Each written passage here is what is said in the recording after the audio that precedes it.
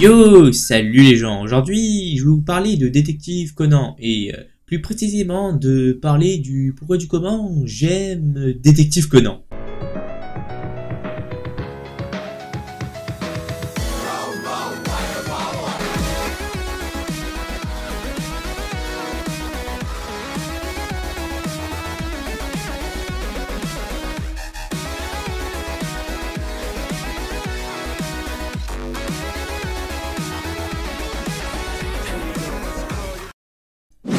Alors oui, Détective Conan, mais Tate Conan, vous devez probablement tous le connaître au moins de nom, car la majorité d'entre nous avons vu certains épisodes de Détective Conan en passant sur certaines chaînes de télévision. Ouais, et je sais aussi, vous avez dû probablement arrêter de regarder Détective Conan en cours de route, car soit ça vous a saoulé, soit parce que vous aviez dû tout simplement oublier son existence. Parce que oui, en général, ici en France, les gens qui ont suivi Détective Conan l'ont suivi non pas pour son intrigue de base, mais pour chacune de ses enquêtes, qui, pour la plupart, n'avaient pas de lien apparent.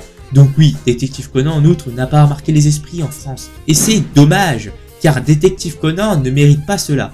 Et justement, cette vidéo est là pour vous donner envie de regarder cet anime si excellent et de lire ce manga si fantastique. Voilà. Donc, pour commencer, ça parle de quoi, Détective Conan? Shinichi Kudo est élève en première année au lycée Teitan. Pour avoir résolu plusieurs enquêtes difficiles, il est considéré par beaucoup comme l'aide la plus précieuse que la police japonaise pouvait espérer. Un jour, lors d'une sortie avec son ami Yohan Mori dans un parc d'attractions, après avoir résolu une affaire de meurtre, fait la rencontre d'hommes étranges vêtus de noir qu'il avait vus précédemment sur les lieux d'un crime. Par curiosité et intuition, Shinichi les suit et comprend que ce sont des malfrats. L'ayant découvert, ils lui font boire un poison expérimental pour le faire taire. L'effet est inattendu, son corps rajeunit, mais ses facultés de détective restent inchangées. Shinichi, aidé par son voisin le professeur Agasa,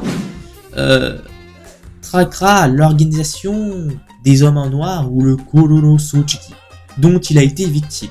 Shinichi cache sa véritable identité sous le pseudonyme de Conan Edogawa et se réfugie chez Ran, dont le père encore peu connu, Kogoro Mori, s'est mis à son compte en tant que détective privé, après avoir quitté la police. Donc, je pense que vous avez compris, Conan résoudra à chaque fois les affaires qui sont données à Kogoro Mori à la place de Kogoro Mori. Donc voilà, c'est le speech d'ensemble de Détective Conan. Et donc il faut savoir que plus le manga avance, et plus on découvrira de plus en plus de choses grâce aux affaires données par Kogoro Mori sur la Kurono Sochiki. Alors oui, vous avez dû le comprendre, Détective Conan est un anime d'enquête, de mystère. Les enquêtes sont entraînantes du début à la fin, et le truc vraiment cool c'est qu'on puisse essayer de résoudre les enquêtes, même si dans 99,9% des cas, même si là je suis gentil, vous n'arriverez tout simplement pas à résoudre. Oui, c'est bien trop ficelé. Bon après, outre l'aspect enquête, il y a aussi ce côté romantique, qui est exploré à l'inverse de beaucoup de shonen. Parce que oui, Détective Conan, c'est un shonen. L'amour est très bien traité. On est impliqué dans leur histoire. Cette trame romantique, si je peux l'appeler comme ça, se construisant petit à petit depuis plus de 20 ans. Et justement, parmi tous les couples, même si tous sont très bien développés, the couple qui nous intéressera sera le couple Shinichi-Ran. Leur couple est tellement intéressant que ça mériterait une vidéo tout entière. La jeune fille, attendant son amoureux de toujours, qui l'aime aussi, avec à chaque fois cette profonde tristesse, croyant être délaissée, avec son amour de toujours, se trouvant juste à côté d'elle, lui aussi se battant intérieurement pour ne pas qu'elle souffre, encore plus, ça relève tout simplement du génie.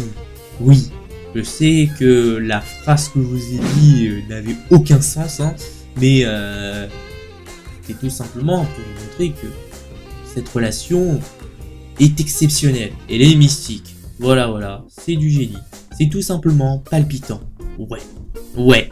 Ensuite, bien sûr, comment parler de ce manga / animé sans vous parler de la Kurono Sochiki. Bon, Même s'ils n'apparaissent pas beaucoup de fois, ce qui est paradoxal avec le fait qu'ils soient liés à la trame principale, leurs apparitions sont tout simplement jouissifs. Ils dégagent ce petit quelque chose que les autres personnages ne dégagent pas. Plus on avance, et plus on voit que l'organisation est bien plus qu'une simple organisation, c'est carrément un complot le truc. Mais je ne vous en dirai pas plus. Et il faut savoir qu'à chaque fois qu'ils apparaissent, il y a des courses-poursuites tactiques de malade. Il y a des tactiques sur tactiques, stratégie sur stratégie. C'est palpitant, ouais. Et de plus, dans le scénario, à un moment, il y a un bon nombre de foreshadowing. Et c'était juste exquis. Voilà. Bon, après, dernier point. Bon, plus qu'une raison, c'est juste que je suis un fanboy de ce mec dénommé Kaito Kid. Un voleur extrêmement charismatique. À chacune de ses apparitions, attendez-vous à ce que ça déchaîne, à ce que ça virevolte dans tous les sens. Comme il le dit si bien, c'est le Lupin des temps modernes.